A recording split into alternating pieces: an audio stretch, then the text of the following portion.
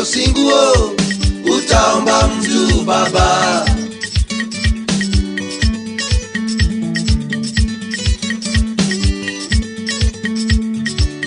Kosa wako utalia sana, kosa wako utalia sana, ukikosa wako kilo yango makelo gika. Silo kaka gibiro ka. Lore kodo tende moko nitiere e junction ka. Koro girito ko gwen ka piyo to gibiro ko gwen. Wan kwechi to ayudo kosepika. Ungegi jok makelo gune ungegi. Suna no. Gioro ko gwen koro kinyal nene. But wang'e ni gi akono nikech nitie nyathi achiel kuom mano nyiso ne gimiye kata gibiro gichule pesa. Makoro kao ket kaka dumping site. Mano no gigi opodo no bedikan kech magi gin gik makelo tuo. Koro dwaro yo mondo koro gigo gol mondo ter. Ai to waketo signboard kae ma onge ng'at wadwaro mondo taka ka. Ka ng'ato yudo taka kae, no en kiro weche ma obo mak nikech mae watu ole mo Afrika county government. Disenge ni taka kelo chiro kelo tuo. Taka kelo tuo. Koro kwadwa mondo kobe waler, idwa mo chido kama, nikech ko chido kama bro kelo tuo. Kendo ko biro kanyono mondo gi kamage makelo tuo. Tuoche mineno mang'eny mopo kama kolera mondo gi koro miyo kaka ne odon mondo losi kose losi to kwadwa mondo ng'ato chako puk taka ka kendo. Kendo mano winjo. To inie gi wach minyalo wacho mondo ko ka wach taka nyiri. Lore taka ni. Ananeno kaka undi orit ler Obunga. Mondo wuothi otende go, wuo kodgi. Umigi gik mane giole e taka. Ma kapo nono kendo uchako duogo nwang'o gigi to koro ungirat mondo mi umaki. Wabo kelo mano ero. Ngene ler mar kae biro kukonyo kodwa. Gikomiyo kuweno nwanwa kendo biro hinwa. Koro dwaro ni kwa kelo gik moko to gikete. Kapo ni neno ng'at ma kelo gik kae. Ni report bas wan kuro akaw ne atwa. Nikech ok en atwa marwa kenda, en sirikal ma county government godonyo. Idwa ni dhano obedi alwora maber, maler. Gavana wadwaro moro kendo kubire, wadwaro MCA ji duto mobiro concern gi taka. Nikech mane mabiro miyo mondo Obunga obed maler. Neno ni awareness ma create to ji ok full. Koro sani wadwaro mondo koro ji duto mondo donje ma ibe nyis ni jirani go kendo ko ben tarik 27. Wan gi chieng' launching modern mondo taka mabunga duto bunga should be clean, free. This is a very filthy place. This filthy place we want to play to the county government to help around this because this is bringing the diseases here. We have got a lot of mosquitoes here and a lot of diseases here. When we have got children who are staying around here. If they play in this water, after you find we have got a lot of malaria. Tracy aching ida kae. Abiro kae to wayudo kaka ru kae olil kabisa. Kara yugi utimore ga gonade. Onge kaminya puke yugi.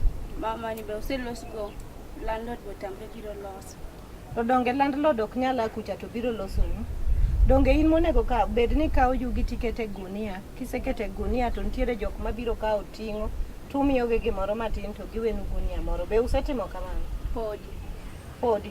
Kada une muchido Obunga.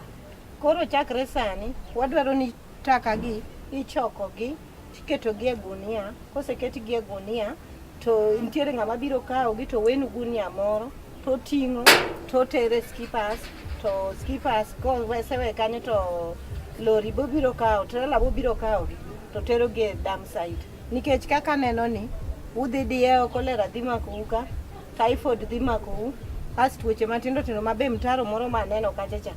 Bende suna piele to kae uto dhi miyo malaria. Iwinjo gima wacho? Koro chakre sani ubet maler kuse echo ma echo mu piele. Bende un gi hand washing facility. Daka ne hand washing facility onego bed nu keto ka makuse echo to ulogo go gi sabun maler kore kidhieo. To be utimo mano? Wan wakawo pi e ot, emiluoko go lweti gi sabun. Kae cho ji temo dakka, ulogo lwetu maler gi sabun kore kidhi e ot. Mondo tuoche moko mang'eny gi mondo wa avoid kik tuo mang'eny makwa. Iwinjo? This area is called Obunga. Obunga. So are you staying around or you are just passing? I'm around. I also work around. Around. This waste here, it's something that we have tried to do. And like me, I'm a waste picker. Okay. And things like this, we do normally do some cleanup exercises. Okay. Like the area you see here, we cleaned it about 2 weeks ago. Who are throwing these things here? It's the residents. The residents? Yeah. Because nobody can come from outside and dump here. Okay. It's the people from here, the ones who dump here. The problem also is poverty.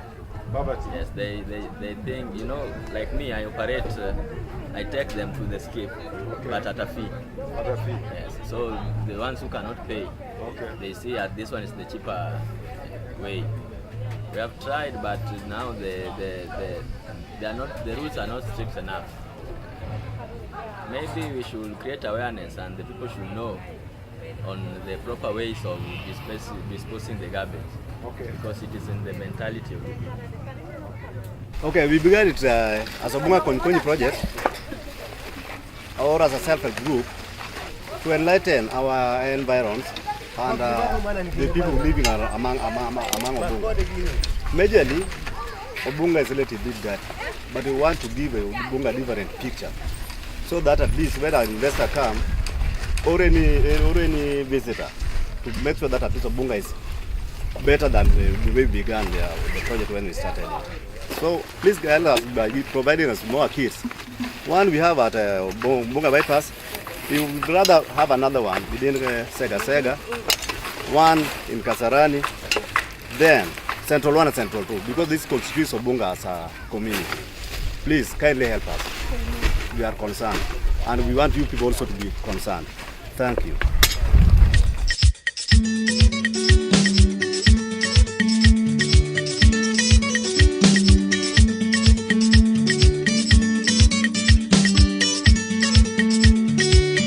Singuo utaomba mtu, singuo utaomba mtu, mtoto singuo utaomba mtu baba.